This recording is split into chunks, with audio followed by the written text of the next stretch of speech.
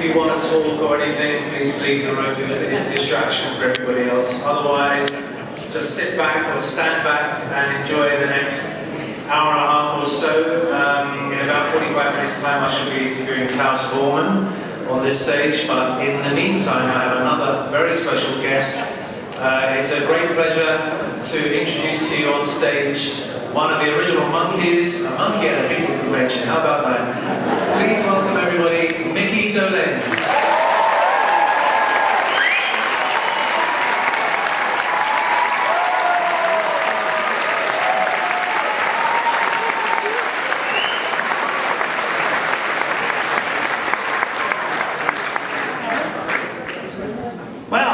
Thank you very much for that lovely reception. Yeah, how about that? I've never heard of a crowd quite so noisy here before.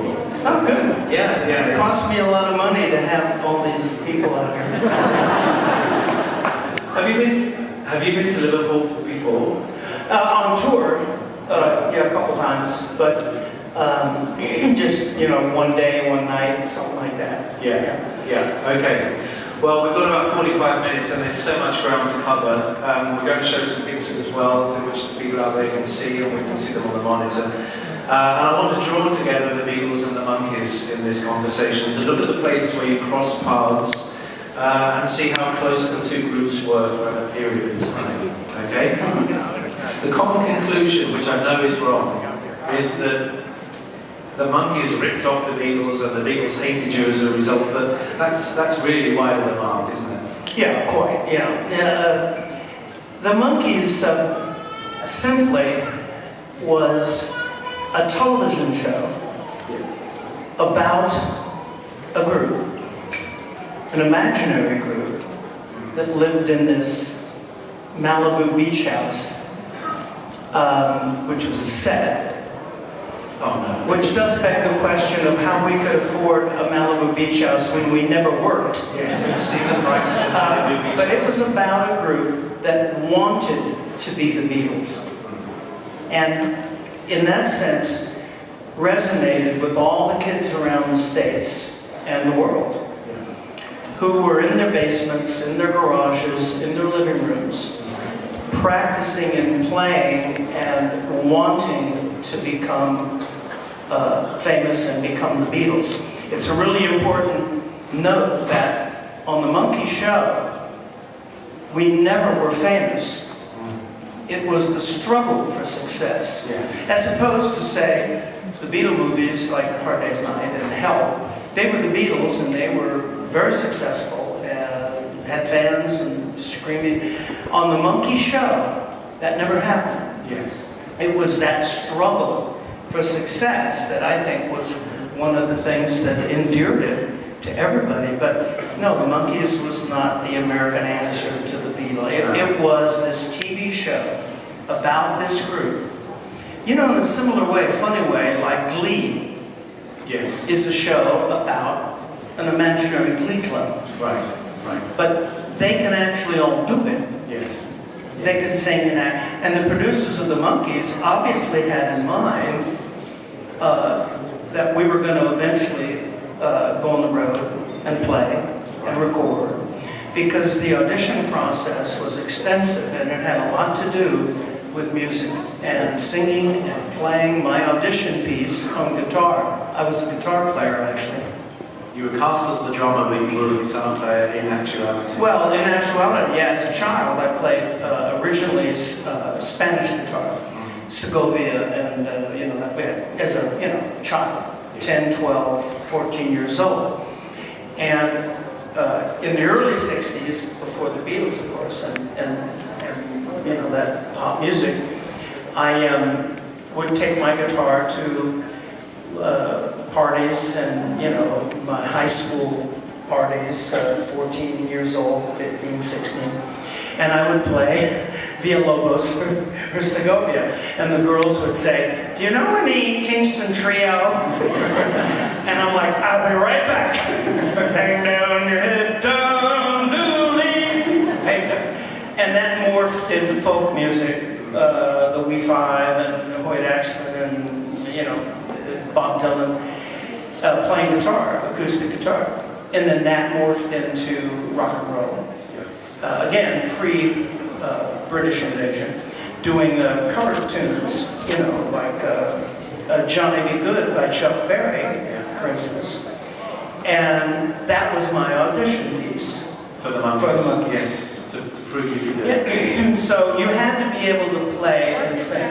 They thought you were such a good guitarist, they made you a drummer. Well, they said actually when they said, yeah, you're going to be the drummer, I'm like, you know, I play guitar, and they said, yeah, but we have enough guitar players, so you're going to be the drummer, and I'm like, okay, fine. So you had a crash course in drumming, did you? Yeah, absolutely. But you know, I'd already been in the business for 10, 12 years at that time. I had a series when I was a kid called Circus Boy. Yes. And how would anybody know that? You were not born, your parents weren't even born. I had a series called Circus Boy on NBC. And they said, when I was cast in the series, and you're going to learn to ride an elephant. And I was like, okay, where do I start? So when they cast me in the Monkeys, they said, you're going to be the drummer. I said, great. Where do I start? And I wasn't starting from scratch. I'd been in rock and roll cover bands and you know, playing stuff and playing guitar, or mainly lead singing. But, you know, I sat down behind the kit. Every once in a while I would play. But I could read music, so I wasn't starting totally from scratch. But yeah, it was a crash course, absolutely. But it was months of practice and lessons, you know, to play.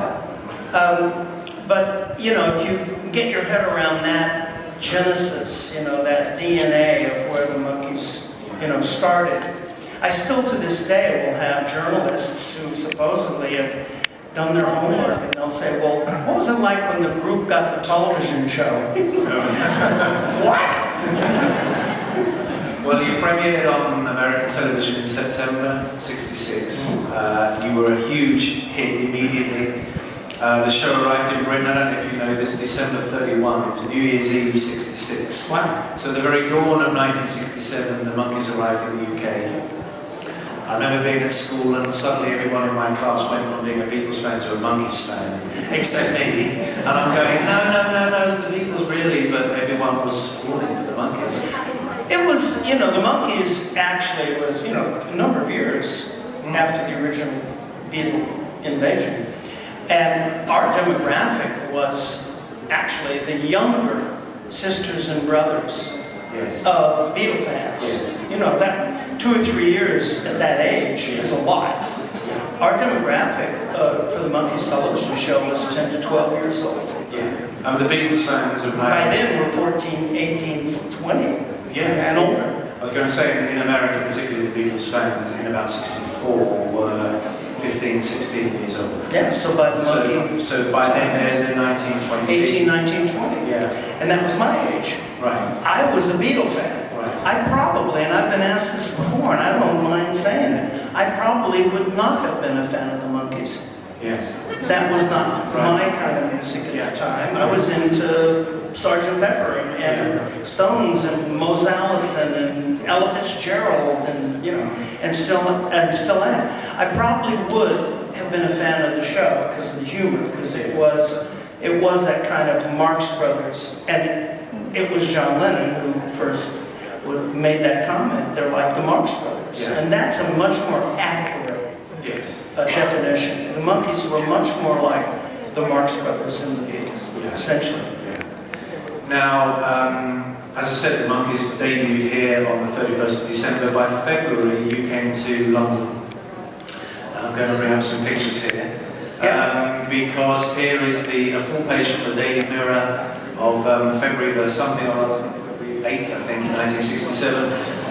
A monkey and his God. How about that? Well, it ain't far from the truth. I was extremely starstruck.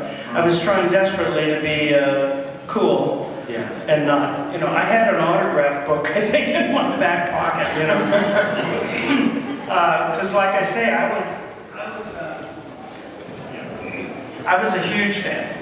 And graciously, you know, Paul invited. It was a press op. It was like Monkey Meets Beatle thing.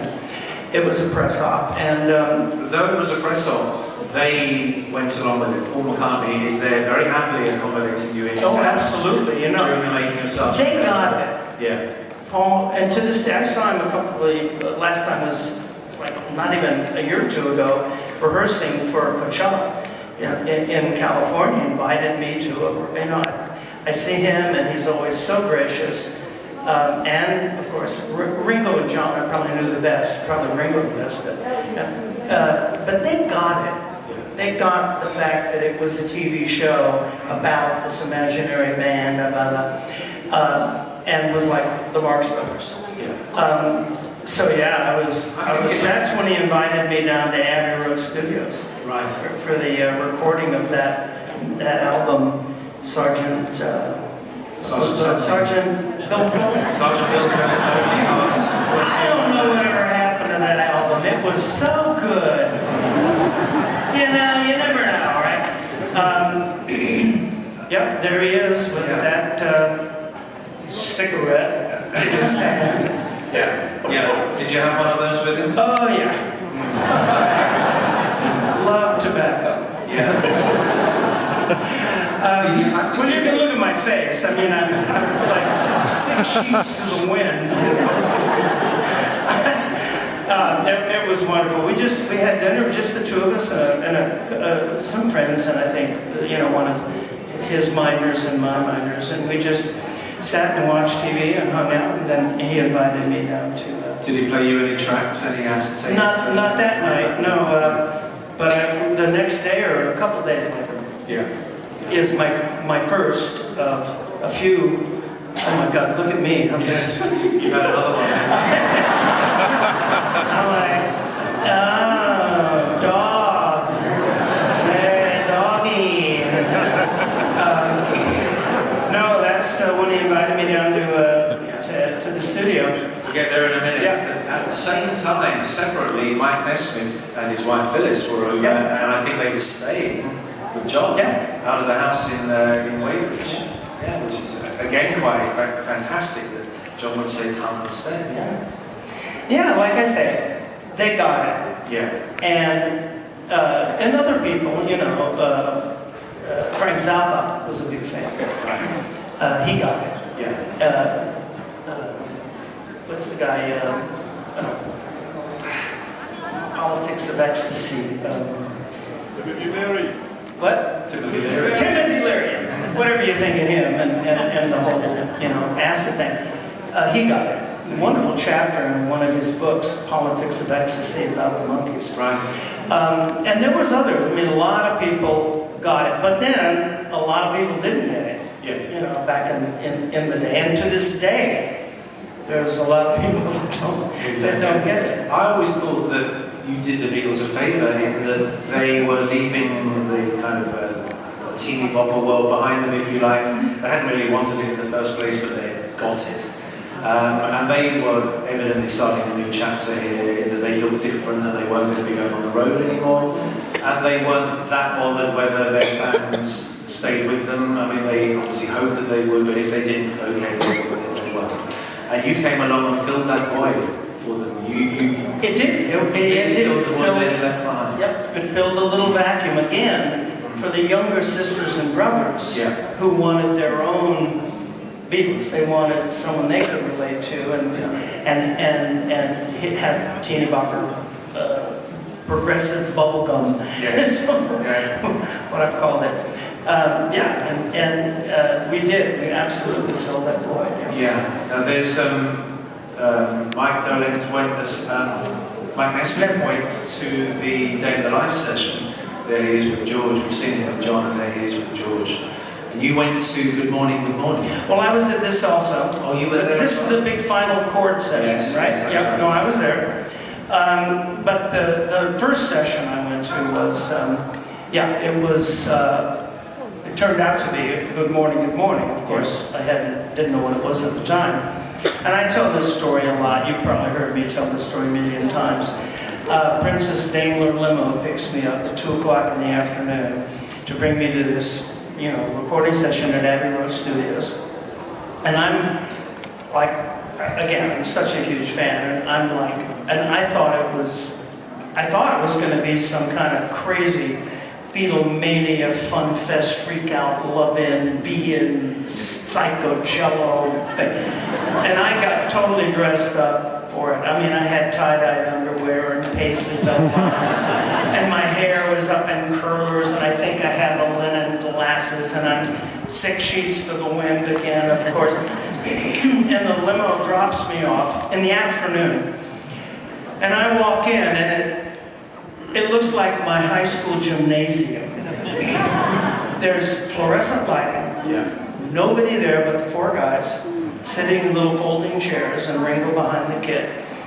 And just in jeans and t-shirts, just playing. Yes. Just jump. And I'm like, where are the girls? I must have looked like such an idiot. I looked like a cross between Ronald McDonald and Charlie Manson. And I'll never forget it. John Lennon looks up at me and he says, "Hey, monkey man." That's what he called me, monkey man. That put you in your place. Yeah. He says, "You want to hear what we work on?" That's a terrible accent, I know.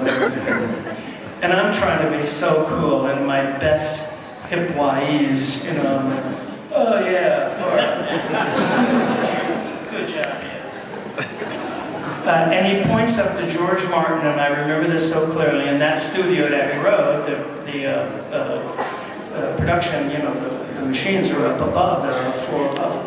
And he's wearing a 3-piece suit in the middle. I don't know why I remember that so clearly.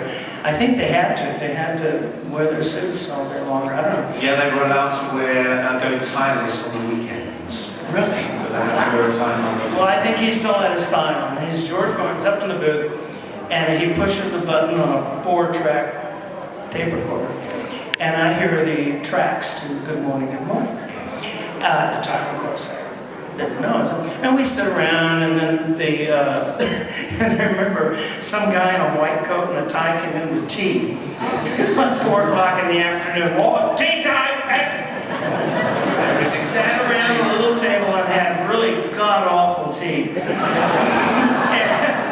And then everybody sat around, and they, you know, we were chatting, you know, what's it like? Monkeys, blah, blah, blah, blah. Me again trying to be so cool. And then I think it was John that went, right lads, down the mines.